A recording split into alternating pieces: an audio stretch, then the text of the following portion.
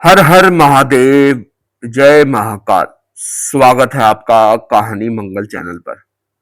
आप देख रहे हैं आपका अपना चैनल कहानी मंगल।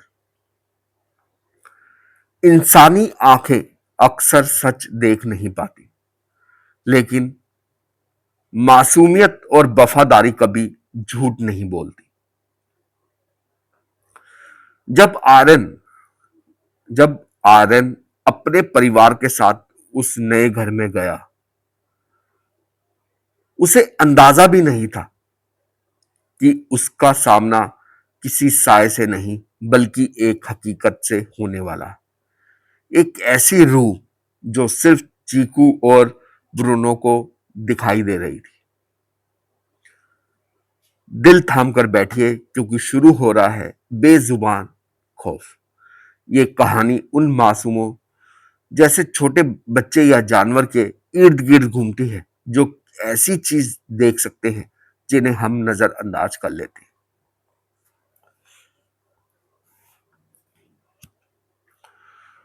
यहां इस कहानी का एक छोटा और प्रभावशाली जो है वो है खौफ। वो जो सिर्फ उन्हें दिखता है। हर शहर के शोर दूर एक पुराने से शहर के एक बहुत दूर एक पुराने बंगले में आर्यन अपनी पत्नी और अपने 3 साल के बेटे चीकू के साथ रहने आया था। बंगला खूबसूरत था, लेकिन उसकी दीवारों में एक अजीब सी खामोशी दबी हुई थी। उनके साथ उनका वफादार कुत्ता ब्रूनो भी था। पहली रात का सन्नाटा आधी रात का वक्त था। आर्यन की नींद अचानक टूटी। उसने देखा ब्रूनो बेडरूम के दरवाजे पर खड़ा होकर अंधेरे गलियारों की ओर देख रहा था। ब्रूनो भौंक नहीं रहा था, बल्कि उसके गले से एक धीमी और डरावनी गुर्राहट निकल रही थी। उसके कान पीछे की ओर झुके थे और वह कांप रहा था। अदृश्य साथी चीकू अपने कमरे में अकेला खेल रहा था। अचानक आर्यन ने सुना कि चीकू किसी से बातें कर रहा है और खिलखिला रहा है। जब आर्यन कमरे में गया तो वहां कोई नहीं था।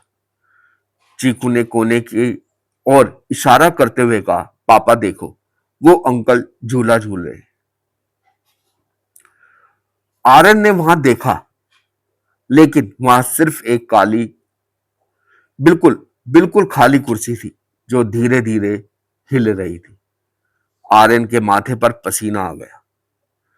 जिसे चीकू देख पा रहा था वह आर्यन के लिए सिर्फ खाली हवा थी।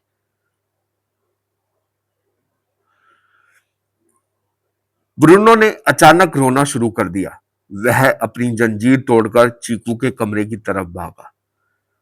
जब आर्यन और उसकी पत्नी वहां पहुंचे तो उनके पैरों तले जमीन खिसक गई।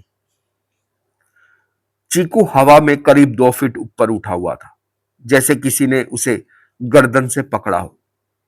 ब्रूनो उस खाली जगह पर झपट रहा था, जैसे वह किसी अदृश्य साय से लड़ रहा हो। कमरे का तापमान अचानक बर्फ जैसा ठंडा हो गया था। बेजुबां की चेतावनी। आनंद को समझ आ गया था कि जानवर और छोटे बच्चे उस दुनिया को देख सकते हैं जिसे हम तर्क और विज्ञान के पीछे छिपा देते हैं। वह बेजुबान कुत्ता, वह मासूम बच्चा उस सच को जी रहे थे जिसे आर्यन ने वहम समझकर टाल दिया था। बिना एक पल गंवाए आर्यन ने चीकू और ब्रूनो को उठाया और उस घर से भाग निकला। पीछे मुड़कर देखा तो ब्रूनो अब भी खिड़की की ओर देख रहा था, जहां धुंधली सी आकृति खड़ी उन्हें जाते हुए देख रही थी।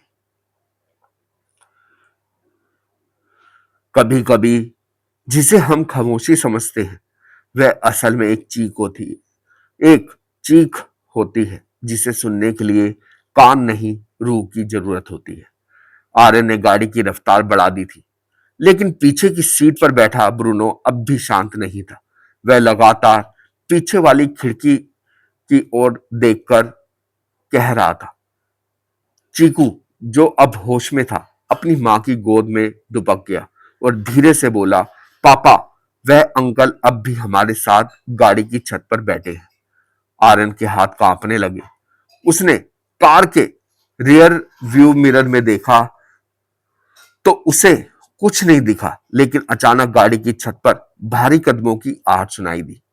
वो आखिरी जब एक जब वो रात को शहर के एक छोटे से होटल में रुके तो आर्यन को लगा कि वे सुरक्षित हैं, लेकिन आधी रात को ब्रूनो अचानक चुप हो गया।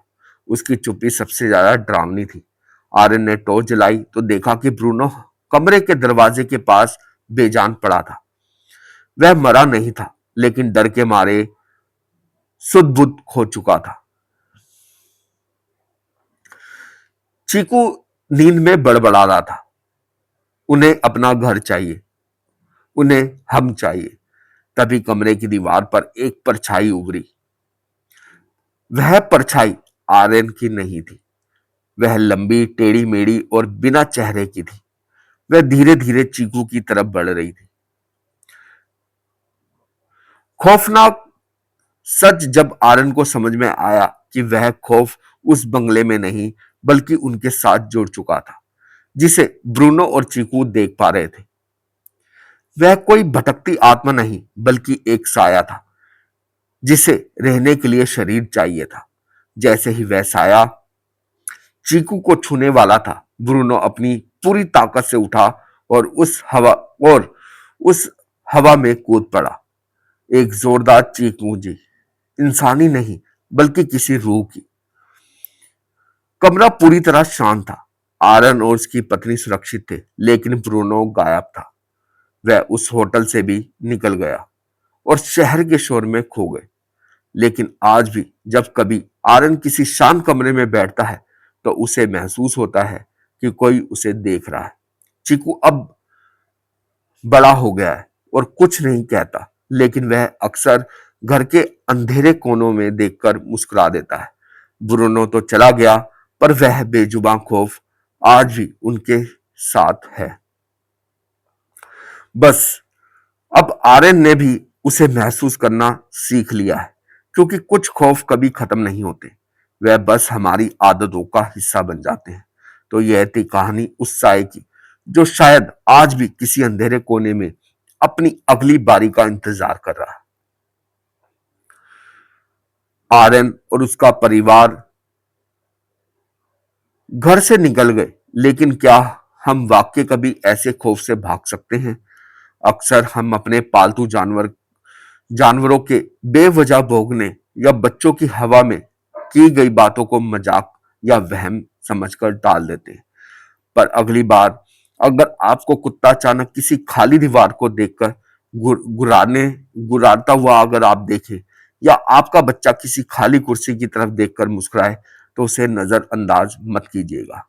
शायद वो कुछ ऐसा देख रहा है जिसे देखने की हिम्मत आपकी आंखों में नहीं। अगर आपको ये कहानी पसंद आई हो, इसने आपकी रातों की नींद उड़ाई है, तो इस वीडियो को लाइक जरूर करें। आपके साथ भी क्या कभी ऐसा कुछ हुआ है जिसे विज्ञान नहीं समझ सका? ब्रूनो तो चला गया, जब वो उसके ऊपर कूदा, साये के ऊपर कूदा, तो साया उसको अपने साथ ले गया। अपनी डरावनी आप बीती हमें कमेंट्स में जरूर बताइए। ऐसे ही रोंगटे खड़े कर देने वाली और रहस्यमय कहानियों के लिए हमारे चैनल को सब्सक्राइब करें और उस बेल आइकन को दबाना ना भूलें, ताकि अगली कहानी का साया सबसे पहले आपके दरवाजे तक दस्तक दे। अभी के लिए विदा। सावधान रहें, सुरक्षित रहें और याद रखें, अंधेरे में आप कभी अकेले नहीं होते। शुभ रात्रि, गुड नाइट। दोस्तों, जो हमारे घर के जानवर होते हैं, चाहे कोई भी हो, वो इस तरह की जो एक्टिविटी होती है उनको सबसे पहले पता लगती है। हमने कई बार देखा होगा, हमने घर में जैसे डॉग पाले हैं, तो वो कई बार रात को किसी को देखकर भौंकते हैं। तो वो वहम नहीं होता, कुछ ना कुछ ऐसी चीज जरूर होती है जिसको देखकर वो भौंकते हैं। तो हमें उसे नजरअंदाज नहीं करना चाहिए और हमें कई बार उस चीज को महसूस करते हुए देखा होगा। वीडियो पसंद आई तो लाइक करें, चैनल को सब्सक्राइब जरूर करें। धन्यवाद।